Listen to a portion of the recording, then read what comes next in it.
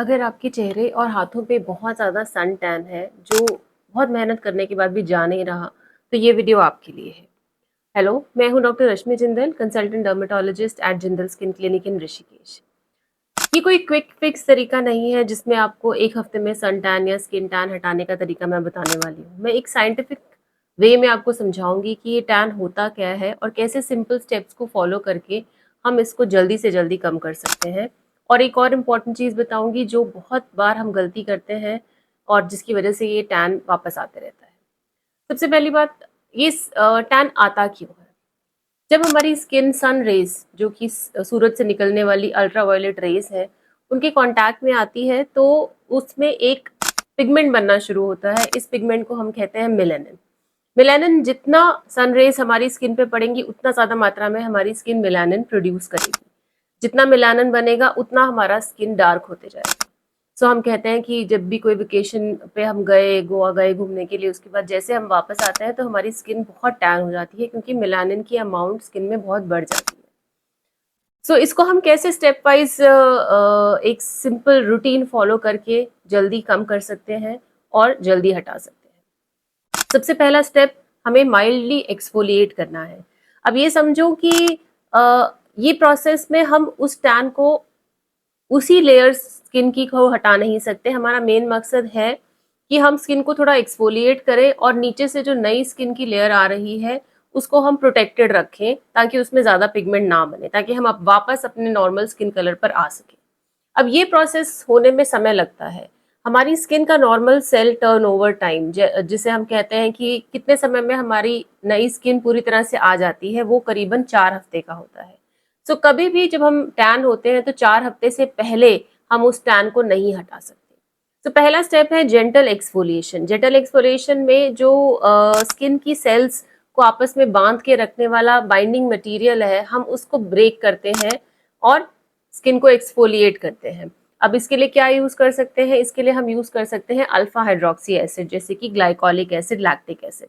ये उस बॉन्डिंग को हटाते हैं और हमारी स्किन को जल्दी से एक्सफोलिएट करने में हेल्प करते हैं। अब ध्यान रहे, यहाँ पर हमें जेंटल एक्सफोलिएशन यूज करना है। स्क्रब भी हम यूज कर सकते हैं, बट कभी कभी हम रोजाना स्क्रब यूज करना शुरू कर देते हैं। अगर हम रोजाना स्क्रब यूज करेंगे या बहुत हार्श केमिकल्स यूज करेंगे तो हमारी स्किन में इन्फ्लेमेशन होगी, और जब भी इन्फ्लेमेशन ठीक होती है हमारी स्किन और ज्यादा पिगमेंट प्रोड्यूस करती है। सो हमें फायदे की बजाय नुकसान होगा। सो करना क्या है, आपको एक जेंटल एक्सफोलिएंट यूज करना है और हफ्ते में 2 से 3 बार ही यूज करना है, बहुत ज्यादा बार यूज नहीं करना। नाउ स्टेप 2 पे चलते हैं। स्टेप 2 है हमारे एक्टिव इंग्रेडिएंट्स। हमें सिलेक्ट करने हैं कि हम क्या एक्टिव इंग्रेडिएंट यूज करें, जिससे जो हमारी स्किन की लेयर्स नई बन रही हैं उसमें पिगमेंट ज्यादा प्रोड्यूस ना हो। इसके लिए हम यूज कर सकते हैं विटामिन सी। विटामिन सी में एंटीऑक्सीडेटिंग प्रॉपर्टीज होती हैं। हम नियासिनामाइड भी यूज कर सकते हैं, जो एंटी इन्फ्लेमेटरी होता है।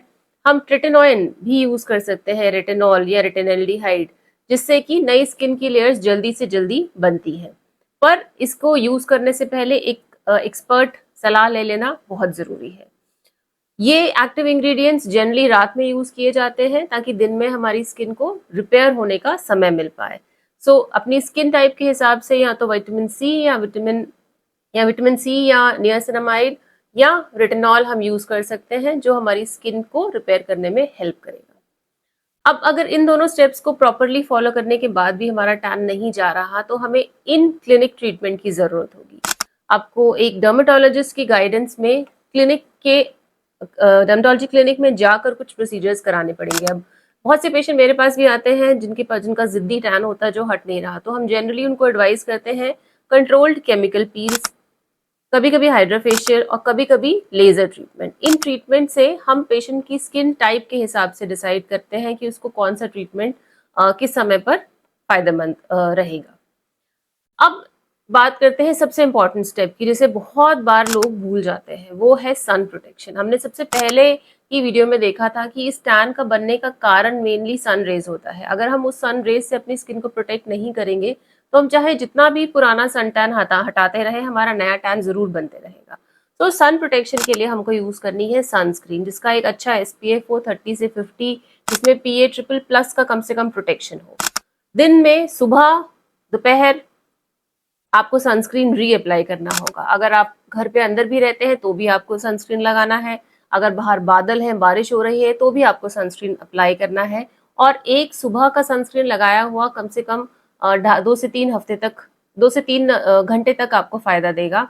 सो उसको हर 3 घंटे के बाद रीअप्लाई करना बहुत ज़रूरी है। सो मैं अपने पेशेंट्स को एडवाइस करती हूँ कि जैसे आप सुबह आप रेडी हुए काम के लिए 8 बजे करीब एक बार लगा लीजिए, एक बार 11 बजे करीब लगा लीजिए और एक बार 3 बजे करीब लगा लीजिए। इससे पूरे दिन भर आपको सन प्रोटेक्शन रहेगा। ध्यान रहे, अगर आप स्विमिंग करते हैं तो आपको रीअप्लाई करना पड़ेगा इमीडिएटली आफ्टर स्विमिंग सनस्क्रीन। सो अगर हम इस पूरी बातचीत को संक्षेप में बताएं तो सन टैन हटाने के लिए सबसे ज्यादा जरूरी है सनस्क्रीन लगाना। अगर सन टैन हो गया है किसी कारण से, सो हम जेंटल एक्सफोलिएंट यूज कर सकते हैं हफ्ते में 2 से 3 बार। एक्टिव इंग्रेडिएंट्स यूज कर सकते हैं, जो कोशिश करें कि रात में यूज करें। और अपनी डाइट का ध्यान रख सकते हैं, क्योंकि हमें हमारी डाइट से भी काफी एंटीऑक्सीडेंट्स मिल सकते हैं, जो हमें सन टैन हटाने में हेल्प कर सकते हैं।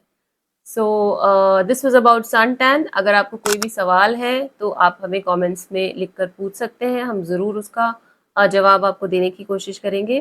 Thank you for joining us. Do subscribe and like this video. Thank you.